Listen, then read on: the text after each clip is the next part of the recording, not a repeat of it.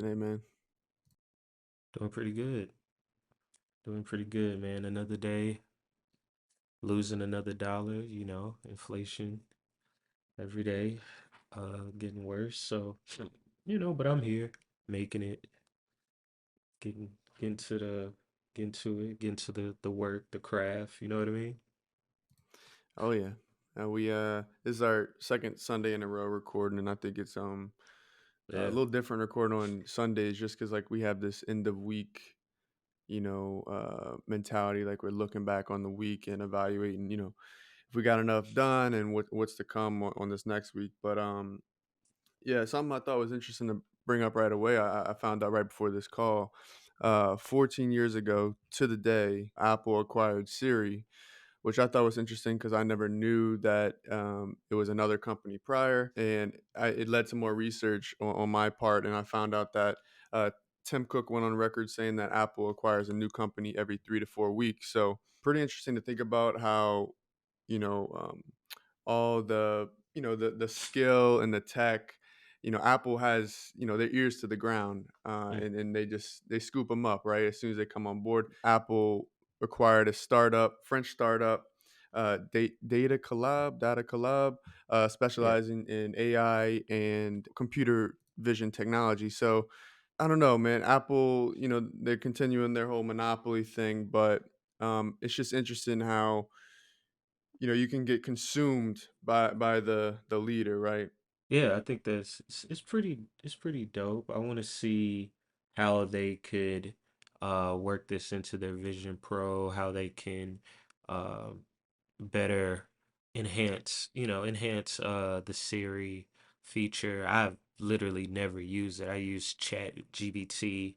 I named mine Jupiter. I think that's her name in Chat GBT 4, right? So I use that all day. I really feel like Joaquin Phoenix with that. So I'm interested to see how what it turns into. Apple always, people hate on Apple, but they always do it the best. To me, it's always the best. I know those little Samsung phones, people really like those, but I'm interested to see where it goes, what it turns into. Yeah, it's definitely interesting, the whole AI wave and just where we're going uh in society with it. So yeah, it's dope. I'm interested to see more. Yeah, and then, they do have a history with not being the first to market. They let all these other companies kind of take the hits, the trial and error periods, and then they kind of you know uh, perfect their product and then kind of push it out. Um, but no, it's a good call out. I think that is their focus with the new AI tech, is focusing on Siri and Vision Pro. I mean, those are some scary advancements, to come, especially with vision technology, pairing it with wearable technology. I think the possibilities are endless there. So, yeah, we'll see what they whip up. Yeah, and you were telling me they did something else. They came out with a a calculator app. I mean, that sounds so uh like what? A calculator app. So what? But it's kind of like a big deal or something like that. You're mentioning. Yeah, so you're right. You wouldn't expect this to kind of make the news. However, since the launch of the iPad 14 years ago, the iPads never had a native calculator app, which is odd, but it's true. And all the users have had to rely on third-party applications for a calculator, which I'm sure Apple has not wanted. And so finally, we're seeing the release of with iPad OS 18, the iPad's getting a calculator app. So it provokes the discussion of like other applications that aren't on different operating systems. For example, first one that comes to my mind is that Gmail has an iPad and iOS application, but they don't have one for the MacBook. You have to use it in browser. It was built to use in browser, preferably Google Chrome, obviously. So yeah, it's funny that after 14 years, they're finally getting a native calculator app. Yeah, yeah, it's interesting to see it be such a, a big deal. The calculate the iPad in general is a rich person's device. If you can afford an iPad, you got a little bit of money because the iPad is, essentially useless. But if you have one, it's very much uh an enhancement to your day-to-day life. I know people almost use it like a um second device, like a home. It's like basically a home pad, like they run everything like that. I do that, but I have a second, iPhone. I'm on my Kevin Gates, so I got two phones, and one phone never leaves the house, and I do that. But some people do with iPad, and I think that's dope. That's dope. It's it's uh it's cool to see. I wonder what other like enhancements Apple is making.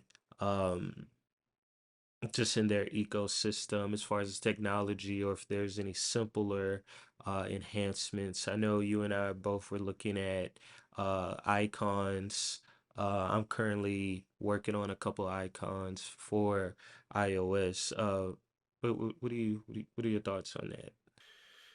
Yeah, so just looking at the evolution of app icon design, we've touched on this in a prior episode based on text and word marks, but this specifically being mobile app icons on user interfaces. We've moved on from the bevel and embossed design, so not so much 3D looking. It's all flat designs now. I think every uh, operating system, whether that be mobile or web based, on other devices, iPad, laptop, whatever. Uh, the strive is for simplicity, and I think that that's where we're moving as a society. As everything needs to be super simple laid out. Um, and design, mobile app icon design specifically, will take a hit from that because you want it to be just super clear cut. And I know some designers will feel like it's losing some character or flavor with that move, but I think that overall, from a user perspective, that less is more. So um, I don't know, because I do think that's one thing that I think a lot of Apple users will agree with, is that they knock it out the park with their native apps. I know you've expressed interest in just like sticking with the native apps. I know you've used third parties as well. So um, I think if they can just perfect their ecosystem and include all of the native apps on the device that you would need, less need to go to the app store to download a third party software. They want you to use their own. So um, the icon design, that whole evolution, I think it's part of the game, and we have lost some of the character and some of the design features, drop shadows, isometric, kind of characters. But yeah. Yeah, yeah.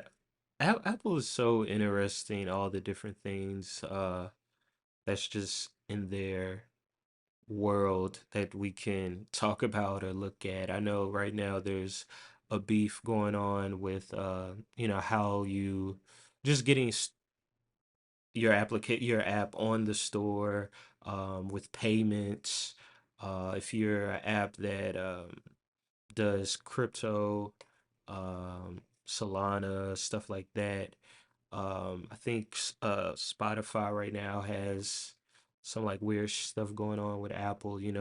They always want to take their cut. That's the real monopoly. Their monopoly really isn't the hardware, but being in their ecosystem and trying to be an application in their ecosystem. Were there any apps that you downloaded third party that you feel like they performed, maybe not as well as a native Apple OS app, but close to it? Maybe some that you've downloaded for email application or whatever they may be, that you were impressed with. Of course, my favorite is Obsidian. Obsidian, the note-taking app. That's my go-to app. I write a lot. Um, it's just it's I like the Notes app and I actually still use the Notes app. I use the Notes app as almost like sticky notes or like scratch paper, and then I usually import it into Obsidian, and I use the Zettelkasten method, which is there's a million YouTube videos on the Zettelkasten method of sorting notes into different ways. That's just my go-to um, for academic reasons, for essay writing, for thesis writing. I just think Obsidian is quite definitely the best out there. Sketch, I don't know if people remember that Sketch app. Very similar to Figma. Man, that app used to be so fucking dope. And I think it's back on the App Store. I think they had to just get on the App Store. I don't think Figma's on the App Store, if I'm not mistaken. That's an amazing fucking app, right? I love the browser, being able to design in a browser. I was going through a point in life where I thought, you know what, I'm gonna get me a fucking MacBook Air and try to just go all in browser. It never really worked out, but um that's amazing app. Obsidian, Figma, Sketch at the time. I think it's back on this. Well, I think they might have a web app. We'll check and we'll notate it on the screen. Sketch was like, man, it got me through some dark times because I could not afford that $60 from uh Adobe at the time. So yeah, and I think speaking of icons, I want to say his name's Gavin. He if he's on Twitter, we'll put his profile up. He designed some amazing icons that I still buy and like kind of try out on till to this day. So man, that was a time. Um, that was a time, man, for sure. Yeah, that's cool. I'm trying to think. I know in regards to third-party applications, have you ever tried the email client Spark? I have, yeah, I've used that for some years. It was great. I like Spark. Um, yeah, that Spark was a good one for sure. I like how you use your differentiator between the Notes app and Obsidian. Like how you said, like quick notes, like a sticky note, or something like that. I kind of use it in the same way, different functionality for the Reminders app and Notion. So if I'm like on the move and I gotta jot something down super quick, I'll go to the Reminders app, just like brain dump one line of text, super simple like that. And then whenever I have time, if I need to flush out the idea more, if I need to make it more of a project based thing where I have like steps to the thing, I have to detail it a little more, I bring it into Notion. Notion is, you put me on Notion a while back. It's definitely become my life operating system, my second brain. So I know people argue staying native to iOS, like they'll use like the Reminders app and the Notes app or just the Notes app. Super helpful and organized space, plus like their individual free plan. I mean, you can't lose. It's so clutch. Just being able to store plans for a vacation, brand assets, to-do list, calendar. I mean, it's everything is in there. It's a great app, Notion. Yeah, yeah, it really is. And someone who inspired me on my second brain journey in Notion was Tiago Forte. I hope I'm saying his name right. Tiago Forte. You can look him up on YouTube. He has a great productivity system in Notion that I follow. Uh, I think I have a couple of his books. Um, yeah, I have his Building Second Brain book, I believe, and yeah, his videos on Notion are really great. There's so much information on it, and sometimes I will say Notion can be overwhelming just because where do you start? For me, I'm definitely a visual learner, so everything starts off with at least a sketch, even with a system like that, just kind of sketching it out real quick to figure out how this is gonna be laid out. Um, I was working with a friend of ours today about some information architecture, doing some card sorting, developing an application, and there was all these features they were trying to fit in, and how you can simplify that into categories, make it simpler for uh, building out this app, but also that applies to the second brain, having everything kind of easy to find. Because I know for me in the past, I've thought of so many dope ideas that I forgot about, and then I saw on TV 2 years later. So uh, definitely being organized, having that system, I think that's it's dope. It's something that I definitely um want to do a better job of. I think I do a so-so, I do an okay job. It kind of just goes at this point. I don't think about it, but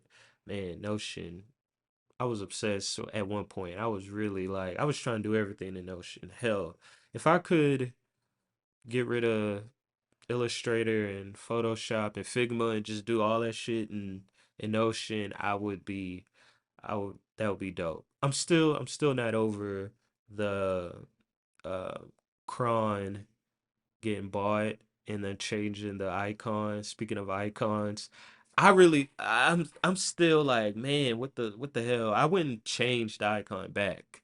Uh so that's how I have it now. I'm still holding on to the old icon, but it's every 6 or 7 days it just disappears. But yeah. Yeah, how did you feel about that Notion calendar when it came out? I think it was definitely underwhelming. Like you said, I think they just put a new face on it. All like the functionality and the interface and how you move about the app kind of stayed the same. Um, I think that I do use it because it's synced with my Notion, but at the moment I'm kind of relying more so on Apple Calendar and Google Calendar. I'm not sure if I'll move entirely over to Notion Calendar. um, I do think it was a good like business move on their part to pick up Cron. I think when Cron first came on the map, people were loving it, and Notion, they were on Notion's radar, and then I think Notion has since become my limited knowledge of their history. They're building their product out more and more. So like it's we're talking about this kind of like digital farming. Like I'm just kind of become interested in like logging information. I have a habit tracker now that I fill out every day. Did I focus on work today? Did I read? Did I learn? Did I run, walk, bike? Shit like that. Also, documenting what movies I've watched, what movies I want to watch, what books I've read, what books I want to read.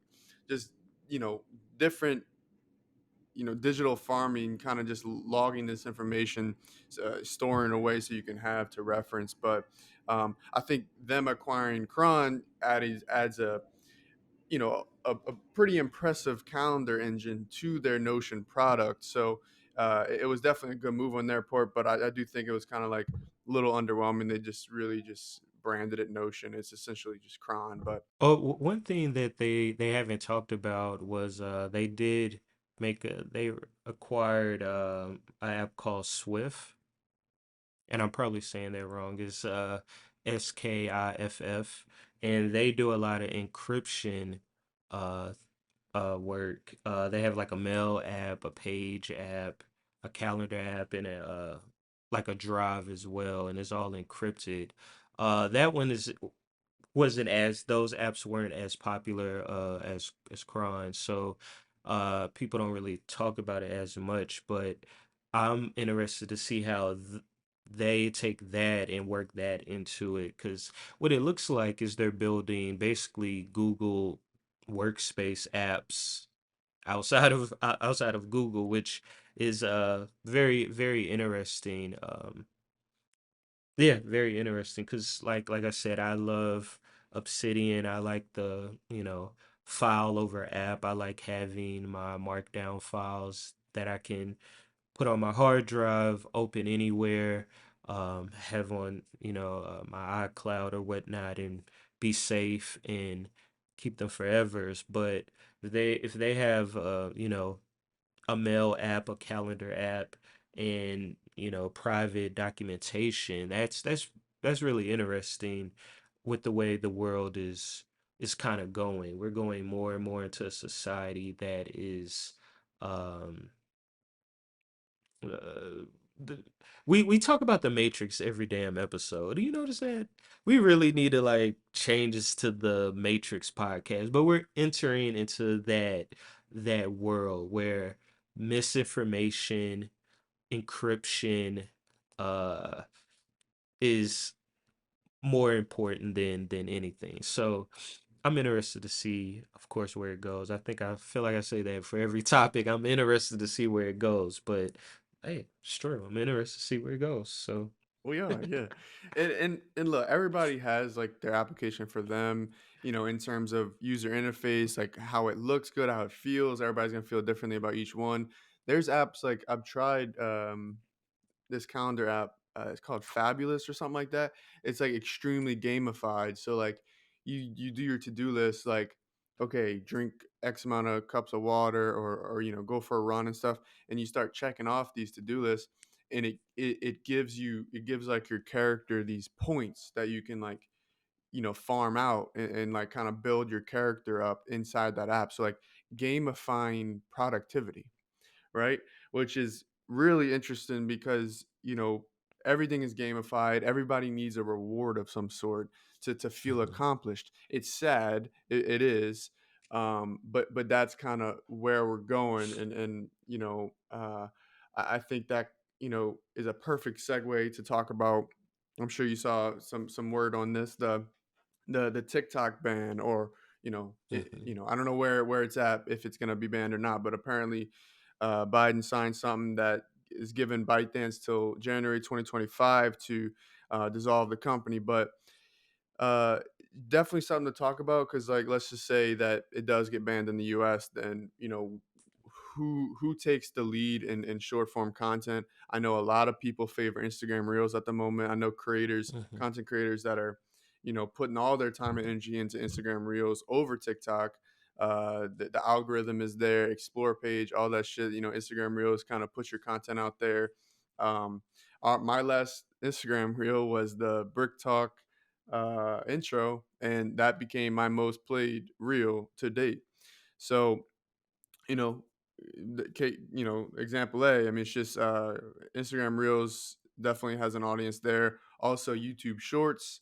I know YouTube Shorts is a big one.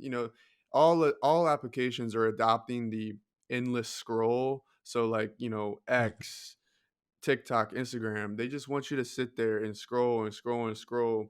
And you're not going to find an end. It's just going to keep coming, new content, new content, new content.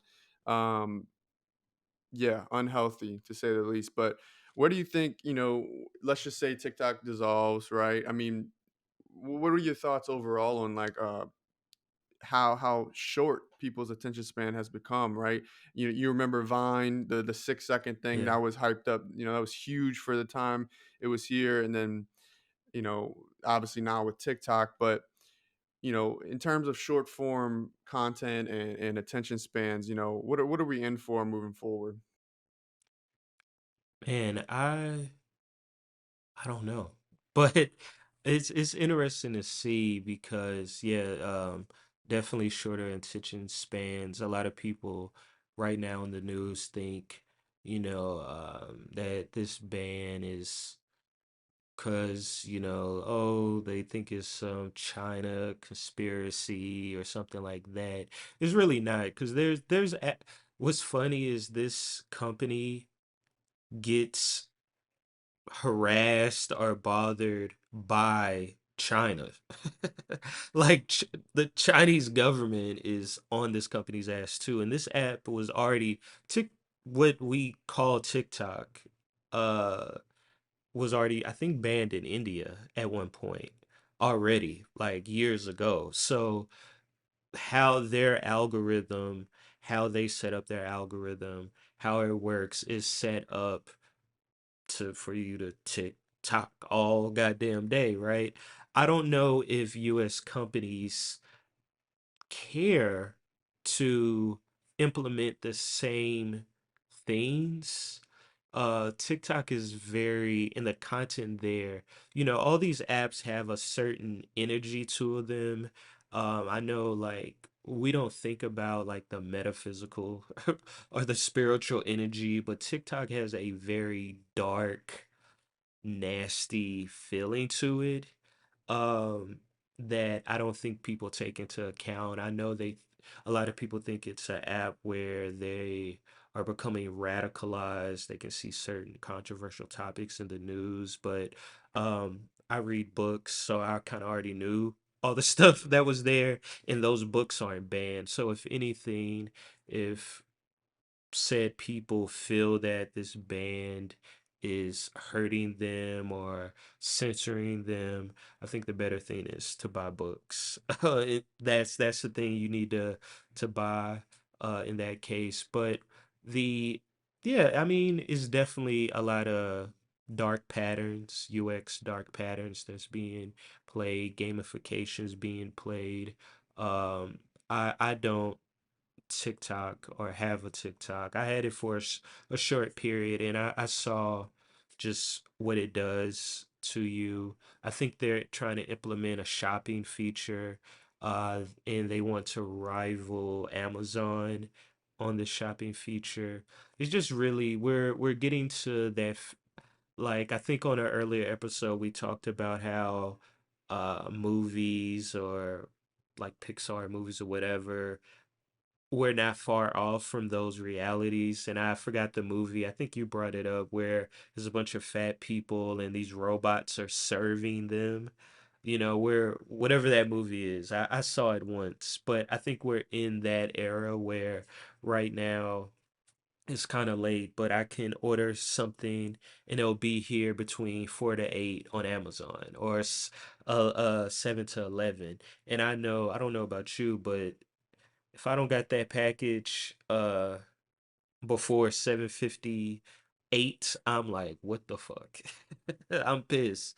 So it definitely lowering people's patience is definitely causing like you just can't we underestimate how stupid our society is. We want to be nice people and think the best, but we have crazy people out here on the streets. And while the is said that the US government or these apps are doing crazy stuff, taking your information, the CIA, this and that, it's not really. It's not really. But what this app has done, TikTok, it's the greatest. It's literally the greatest app we've had in the last 10 years. By far. It's like really if TikTok was created by a white guy from California, we would think this guy is, you know what I'm saying? Like we would think he's greater than Jeff Bezos. We think he's greater than Elon Musk. That's how great this app is, and it just kind of shows our like paranoia, like our paranoia of things. Yeah, and like TikTok specifically is interesting just because like apparently like in China, TikTok broadcasts like helpful stuff like so like instructional and like informative information, and then in the states it's people dancing and the latest trends. And yes, there are those hidden gems in there, right? Like people land on videos how to do XYZ, and they're blown away because like they wouldn't have found out this info without TikTok. But and then the whole ban thing is just sparking controversy because apparently Biden's campaign is still using TikTok to reach their audience, specifically a younger demographic, because that's what TikTok is. So will this ban even go through? Who knows? We still have some time to see. I think that overall, just like a short, we'll always have some sort of short form content platform. So we'll just see if it remains TikTok, if it gets rebranded to something else. That's to come. I'm interested to see where the saying it again. I'm interested to see where TikTok ban goes. I don't think it's going to be banned. I don't think they're going to do anything. it's not really it's not really a Chinese company. I hate when they use this like Russian Chinese like perspective. Like we don't we don't we don't need outside people to to do anything um negative to us. We kind of like we're like the bully that cuts their own wrists but like punching everyone in the face when they get to school. Like that's us. So I don't see the threat. And then if again, if people feel they're losing information or censorship, they think this is a Fahrenheit 451, buy books. That's what you should do. You should buy as many books as designers. I call it reference. I buy books and don't even read them. I just skim through them. And lo and behold, a year later, light bulb goes off and I go find that book. So buy more books. That's the answer to a TikTok ban. Buy more books. Buy more books. Yeah, just like have, that accessibility to that information to reference, right there in your hands rather than rely on this, you know, this application on your phone that, could go down at a moment's notice depending on servers or internet or whatever it may be. Um, I think, it just all boils down to how lazy everyone is, and then you know um like I'll see cases of like people, they plan a whole trip based off TikTok content. So like they'll go on TikTok, say they're going to Costa Rica, they search up things to do in Costa Rica, not in Google, not on, whatever. They'll search it specifically on TikTok and then base off everything. Like they're using TikTok as their search engine, right? Like specifically a younger demographic. And I do think the video aspect, that's like, helps them out because like I'm also like a visual person. I love to see, like, when I go to places to eat, I want to see photos of the food. If I'm doing an activity, an excursion, in a vacation, I want to see like photos of the setup, like where is it at and stuff. User generated content favors TikTok in that sense, where it's like, okay, people want to find out, what's the best hot chicken spot in Nashville. They look it up on TikTok. There's people that literally go to these places and video like them, their whole walkthrough experience. And I think that like transparency, like right away, that you're able to discover just by typing it in. I mean, it's hard to beat. It really is. So, um, yeah, we'll see what happens there. It would be dope to see if that was a feature in another app. Like if that was a feature in Yelp, how doper Yelp would be. Because to close it out, my only thing is like hearing so many voices on topics. Like if someone just comes up to you and is like, uh, Mike Tyson is a priest and just leaves, that someone comes up to you and say, uh Joe Biden is a woman, then someone else comes to you and says Jesus is he's in Wisconsin. Like hearing all these different voices in short form is like I feel like for some reason I have to take it as true. If someone just comes up to me and says something under 15 seconds, I take it as legitimate. I don't even think about it, and then I go to the next video. So I'm already like putting that information in the back of my mind. Now I'm hearing the new shit. So I don't know what's real. I feel like it's schizophrenia. I just have all this information that I have no reference, no source, no anything. It's quick enough to just make me interpret it, but not actually critically think about, does this make sense or not, right? And I think that is the underlining issue that people will not realize until it's too fucking late. That damn, I just like listened to a video, or like the short period when I had TikTok, I was watching 15-second clips of a TV show. And I literally, I'm like one of the few people who have all the fucking apps. I had, like the show I was watching, I have HBO Max. I could have watched, I'm watching Curb Your Enthusiasm 15 seconds at a time when I literally have HBO Max. That shit is weird. That shit is crazy. No, I loved your breakdown on short form content consumption and how it's like a like static, but also like you're changing the channel over and over and over. So like the little it bits of information that get thrown at you, I can kind of see how you can perceive that as truth because of how quick you move on to the next topic. So like like you're saying it, you said it perfect. It's like you don't get much thought to really consider, yes, no, maybe. You're kind of like, oh, that's for what it is. Move on to the next topic, and then next time, next topic.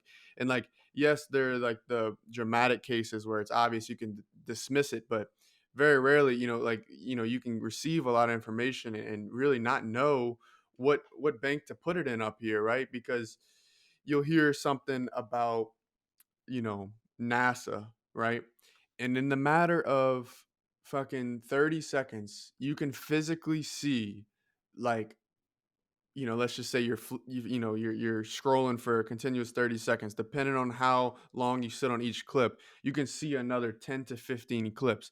So like your recollection of that NASA clip is then kind of it's flawed because you've consumed so many other pieces of content within that span of time. Like you know, where does your head lie based on that NASA news that you heard, right? Like you can kind of just either you can dismiss it real quick or like you're just on board right away. So, no, that's a great call out about like just how humans consume content so quickly, and then we're supposed to have like relevant thoughts, based off so like 6 seconds of input. So I don't know. You know what's funny is I don't think any of that shit is real. I don't think those people are real. I don't know if those anybody on internet at this point, I don't know if they're real people. I need to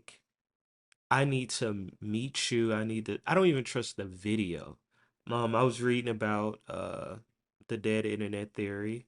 We'll put something up. But the dead internet theory is basically most of the internet is fake. Like 40% of the internet is all bots. We're not even truly engaging with real people. And I think there's definitely, well, it's kind of proven, but there's definitely some truth to that we're in cases like that, TikTok and throughout the internet, where these algorithms are very parasitic. I don't even know what an algorithm is at this point, but they're feeding us everything that we want to see, giving us those dopamine shots, keeping us locked in. And it's no actual human being with a conscience or empathy being a big thing for only not us as designers, but just people in tech. Empathy is a thing that is very manufactured. It's not really real. And yeah, I think that dead internet theory is becoming more and more a real thing. I don't think, in most cases, you go to most websites and a little bot pops up in the corner, right hand corner. You get on your phone and you try to go to customer support, you got to go through another bot. Um, you report something heinous online that you see is going to go to a bot than maybe a person. Where is so much more separation, and with this AI, and as it advanced, that separation from a human who already lacked empathy in most cases to putting AI in the weird ass bots that were already there in the way is crazy. And uh Big Sean actually the rapper Big Sean was talking about how much pornography is popping up on these apps now. You make one comment, one post, porn, link in bio is right there in the in the comments or under the posts, and just imagine when election time comes up, and then there's political information under your post. I actually, damn, I deleted. I shouldn't have, but I got a text from Donald Trump, and it said, "Please, please, please, we want to hear from you." And I was like, how is this even possible? How do you even have my info? I don't know how I engage. I very much not, I'm a political person, but in the sense of like giving money to like the homeless, right? Not like Democrat, Republican. And how the fuck did this bot, this person, was able to like get my number is so crazy. And so I'm very interested to see uh the third, fourth quarter and beyond how the how the algorithm, AI, all this kind of like develops. I really think we're going to regress in technology, how we consume technology in the future. I love that. Well, we'll stay tuned in, and those Yeah, listeners of Brick Talk, be sure to, you know, tune into the next episode to find out. yeah, yeah. In a couple years, we might be, in an underground bunker doing this show, uh, talking about God knows what, the stormtroopers or whatever. The It's coming. stormtroopers, Yeah. some fucking Fahrenheit 451. They're trying to come get all those PDFs you got. Yeah, yeah, trying to get those PDFs. They're gonna have to pry from my, don't tread on my PDFs, man. Don't tread on my PDFs. They're gonna have to pry it out my cold dead hands for sure. For the listeners, this is a little inside baseball, but Melton is the collector of all forms of media, Yes. specifically, or not specifically, but one of there being PDFs. Yeah. Oh yeah. You got to, bro. You never know. They're gonna come get these books. They're already getting some of those books, but the books they're getting rid of ain't no books I'm ever gonna read anyway. So I'm not tripping on that. But um, yeah, man, the books are the key. The books are the key. You got to keep it. Books. These PDFs. These are gonna be hand me downs. I'm gonna hand this down to my children. I'm gonna have this USB. In my last breath, hand it off, tell them the password. Bro, I got at least, I'm working on, it ain't that many. It's about 600, 700. But hey, you never know when you might need it, bro. You might need that reference. Design is all about reference. You know what I'm saying? Like, it's all reference. All right. Well, to the audience, go ahead and go pick up a book and start collecting PDFs for future reference.